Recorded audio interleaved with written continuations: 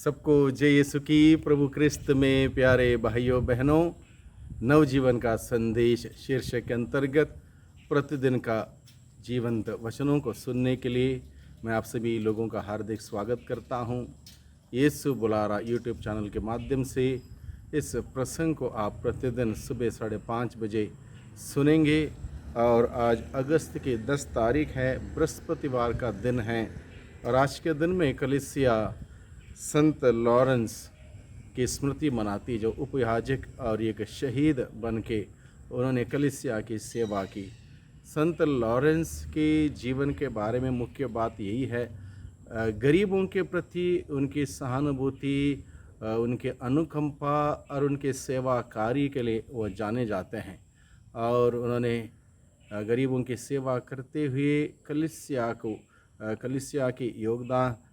योगदान दिया। कलीसिया के विकास में उन्होंने कार्य किया, अपने जीवन को प्रभु के लिए समर्पित किया। प्रभु का कार्य, सेवा का कार्य उन्होंने अपनाते हुए उस सेवा का कार्य को अपने जीवन के द्वारा आगे बढ़ाया।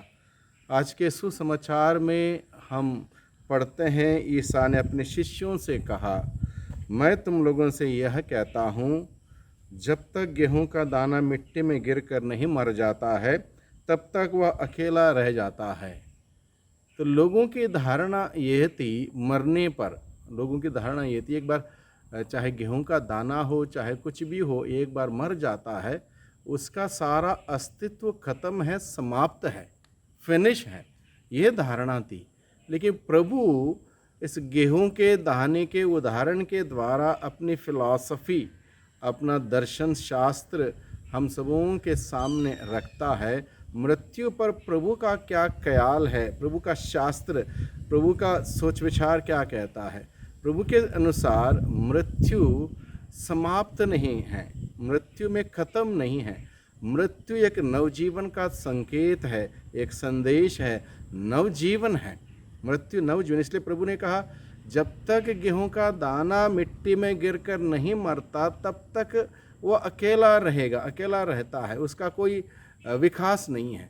जब एक बार मिट्टी में गिरकर वो गेहूं का दाना मर जाएगा, वो अंकुरित होगा, उसका धीरे धीरे पौधा होगा, उसका पौधा काफ़ी विकसित होगा और उसमें गेहूं के बालें निकलेंगी और एक दाने से हो सकता है 8 या 10 या 12 या 16 पौधे बनेंगे और हर पौधे में वो बाली आएगी। तो देख लो, एक दाने से कितनी बालियां आई। मान लो 15 पौधे आ गए, 15 पौधे आ गए और 15 पौधों में हर पौधे में बाली आ गई। एक बाली में कम से कम 22 या 23 या 26 दाने होते हैं।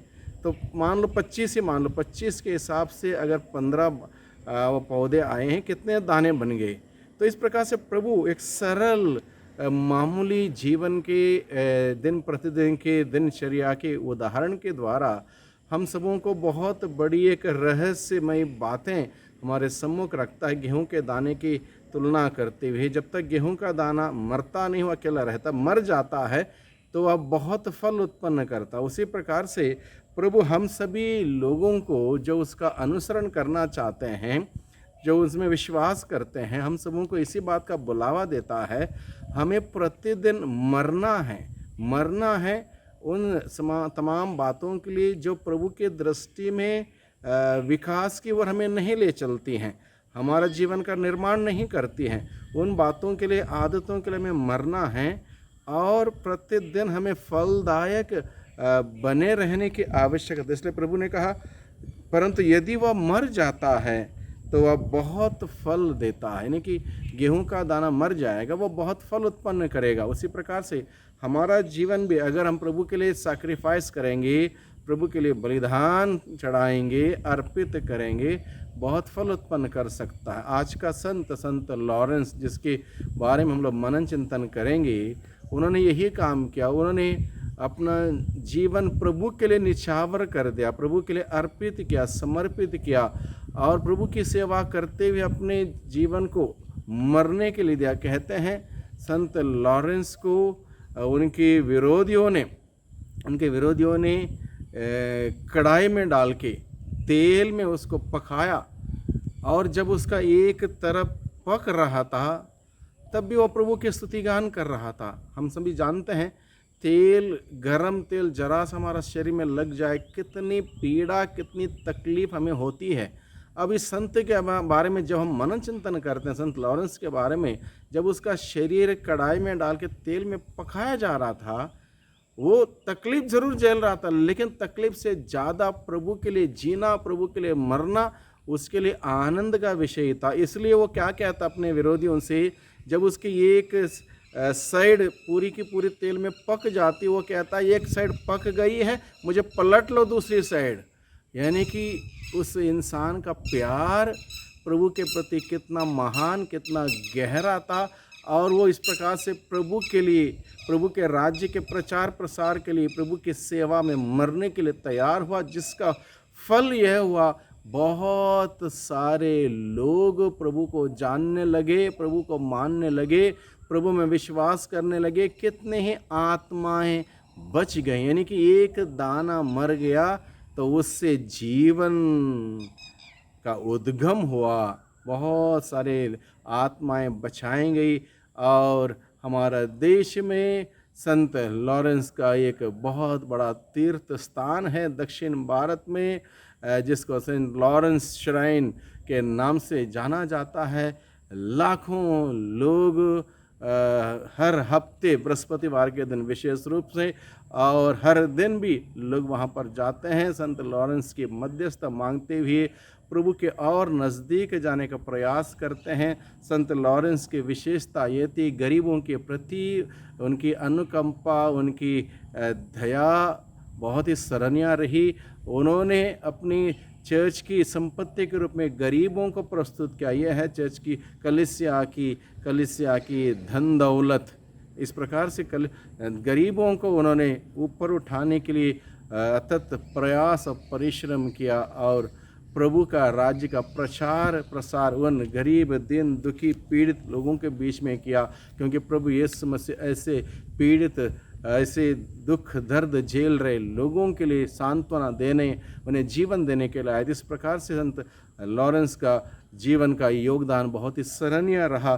संत पेतरुस और पौलुस के साथ साथ रोम शहर में संत लॉरेंस को भी एक महत्वपूर्ण संरक्षक के रूप में माना जाता है।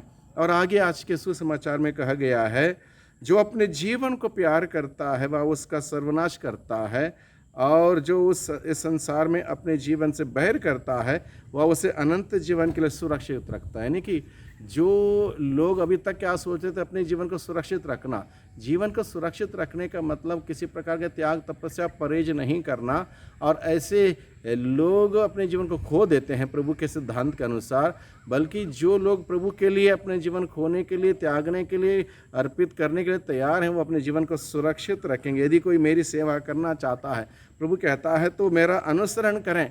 यानी कि हमें चुनौती क्या है प्रभु का अनुसरण करने के लिए। यानी कि जैसे प्रभु ने अपने आप को बलिदान चढ़ाया, अर्पित किया, समस्त मानव जाति को बचाने के लिए सूली पर अर्पित किया, वैसे हम भी प्रभु का अनुसरण करें, अर्पित करें, ताकि जीवन का संचार होता रहे। और आखिर में प्रभु कहता है, जहाँ मैं हूँ वहाँ मेरा सेवक भी होगा, जो मेरी सेवा करेगा मेरा पिता उसको सम्मान प्रदान करेगा। प्रभु की सेवा करने वाले व्यक्ति के लिए प्रभु ने आश्वासन दिया है, पिता परमेश्वर उसको सम्मानित करेगा। और कलीसिया में आज के दिन में ना केवल संत लॉरेंस बल्कि सैकड़ों, हजारों, लाखों संत गण हैं जिनका सम्मान किया जाता है, इसलिए क्योंकि उन्होंने अपने जीवन को अर्पित किया प्रभु के लिए, प्रभु के कार्य के लिए, प्रभु के सेवा के लिए, और कलीसिया उनको सम्मान करती है।